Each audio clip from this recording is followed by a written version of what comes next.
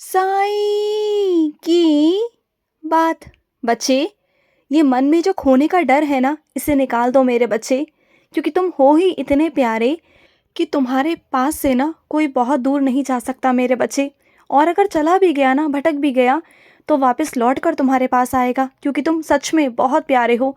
तुम्हारी आत्मा सच में पवित्र है मेरे बच्चे। तुम बहुत प्यारे हो, बहुत प्यारे। क्योंकि जब तुम अपनी तरफ से किसी भी रिश्ते को निभाते हो ना, तो 100% देते हो, बल्कि उससे भी ज़्यादा करते हो। खुद से ज़्यादा उसके बारे में सोचते हो तुम। और ना तुम बहुत प्यारे हो, तो खोने का डर ही मत रखो, ना किसी इंसान का, ना किसी चीज़ का मेरे बच्चे। क्योंकि मैं हूँ तेरे साथ, मैं खड़ा हूँ तेरे साथ। ना कोई तेरी चीज़ छीन सकता है, और ना ही तेरा कोई हक मार सकता है मेरे बच्चे। इस बात का ध्यान रखना। और सुनो, कुछ ही वक्त पहले तुम्हारी किसी से कहा सुनी हो गई थी मेरे बच्चे, किसी इंसान से। और वो इंसान तुम्हारे आंखों से ओझल था, लेकिन अब वो कहीं ना कहीं किसी न किसी के द्वारा तुम्हारे सामने है वो दूरी पर, लेकिन फिर भी वो तुम्हारे कहीं ना कहीं संबंधित चीज़ों से जुड़ा हुआ है। लेकिन फिर भी ना तुम उनसे बात मत करना, क्योंकि उन्होंने जो किया ना तुम्हारे साथ, वो अच्छा नहीं किया मेरे बच्चे। कम से कम उन्हें पछतावा तो होने दो। क्योंकि मुझे पता है मेरे बच्चे, तुम ना बातों को ख़त्म करने में ज़्यादा विश्वास रखते हो। तुम रिश्तों को निभाने में ज़्यादा विश्वास रखते हो। ये सोचते हो कि चलो ठीक है, जो हो गया सो हो गया, वो बीता वक्त था, हालात थे, जो हो गया। और तुम उन बातों को भूल जाते हो। लेकिन क्या है ना मेरे बच्चे, सामने वाला नहीं भूलता। सामने वाले को लगता है कि तुम ऐसे ही हो, और तुम सुन भी लोगे और आगे से बात भी कर लोगे। तो उन्हें इतना भी शय मत दो अपनी चीज़ों को लेकर कि वो तुम्हारे आत्मसम्मान पर, तुम्हारे चरित्र पर जाए, चीज़ों पर जाए मेरे बच्चे। थोड़ा उन लोगों पर सख्ती बरतना, कड़ाई दिखाना बहुत ज़रूरी है मेरे बच्चे। चाहे तुम उनके बारे में बुरा मत सोचो, मैं नहीं कह रहा कि तुम बुरा सोचो, लेकिन अच्छा भी मत सोचो। अभी के लिए ना शांत हो जाओ, ना उनसे बात करो, ना कुछ करो, बस दूर रहो इस वक्त के लिए। जब तुमसे बात करवानी होगी तब करवा दूंगा, ठीक है? और सुनो, अपने जीवन में महत्वाकांक्षा रखो। रखना बहुत ज़रूरी है मेरे बच्चे, और अच्छी बात है कि तुम रखते हो। लेकिन हर एक चीज़ की सीमा होनी चाहिए मेरे बच्चे। अगर हद से ज़्यादा करोगे तो परेशान हो जाओगे। और अपने सपनों को पूरा करना चाहते हो ना, तो मेहनत करो। मेहनत करो मेरे बच्चे, जितनी मेहनत कर सकते हो मेहनत करो। और जब रात को सोने जाते हो ना, तो मेहनत कर कर सोने जाओ। जब तुम मेहनत करके सोओगे ना, तो तुम्हें खुशी मिलेगी, तुम्हें आराम मिलेगा, तुम्हें चैन की नींद आएगी मेरे बच्चे। तुम देखना। और ना जब तुम काम कर कर जाओगे ना, तो चीज़ें और आसान लगेंगी तुम्हें। बहुत अच्छा महसूस होगा कि हाँ, तुमने कुछ अच्छा किया आज। पूरा दिन तुमने मेहनत करी। जो खाना खाओगे ना, वो भी शरीर में लगेगा, क्योंकि मेहनत करते हो ना, तो शरीर में चीज़ें लगती हैं मेरे बच्चे। और जो पूरा दिन बैठे बैठे खाते रहते हैं ना, उनके शरीर में ना कुछ नहीं लगता, सिर्फ बीमारियां लगती हैं मेरे बच्चे। तो मेहनत करो, जितना कर सकते हो मेहनत करो मेरे बच्चे। और ना छोटी छोटी जगहों पर जाने के लिए, पास की जगहों पर जाने के लिए ना वाहन का इस्तेमाल मत किया करो। हो सके ना तो पैदल का रास्ता अपनाया करो मेरे बच्चे। पैदल के रास्ते बहुत प्यारे होते हैं, बहुत अच्छे होते हैं। और वैसे भी कोई तुम्हारा संग साथी हो, उससे बात करते करते जाओ, या कुछ ऐसे काम करो तो अच्छा लगता है ना मेरे बच्चे।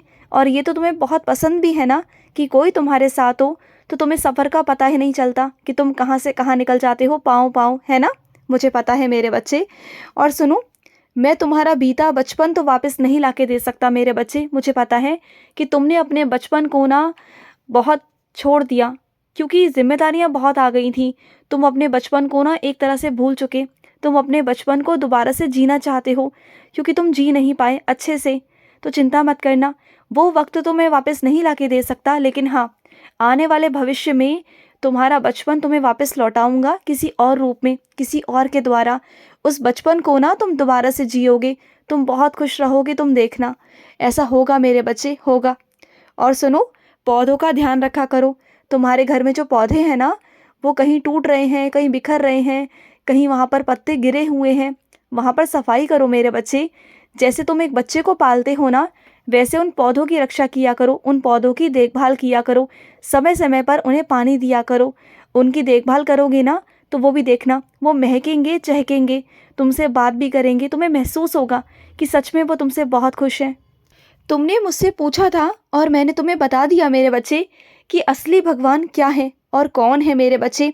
मेरी बात सुनो, झूठ तो कुछ भी नहीं मेरे बच्चे, झूठ कुछ भी नहीं है। बस रूप अलग अलग है मेरे बच्चे। मालिक सबका एक ही है, शक्तियाँ सब एक हैं, बस रूप अलग है मेरे बच्चे। लेकिन हाँ, जो तुम्हें बताया गया है, जो तुम्हें दिखाया गया है ना, तुम उस रूप में पूजो, तुम उस रूप में उस शक्ति को अपनाओ मेरे बच्चे। और तुमने कई बार उस पाठ को बार बार दोहराया भी है मेरे बच्चे, जो तुम्हारे ईष्ट है ना उनका। क्योंकि तुमने तरह तरह का सवाल मेरे आगे रखा था, जिस तरीके का सवाल तुमने मेरे आगे रखा उसी तरीके का मैंने तुम्हें जवाब दिया कि तुम्हारे लिए सर्वश्रेष्ठ क्या है मेरे बच्चे। अब जब बता दिया है तो उसी का पालन करो मेरे बच्चे।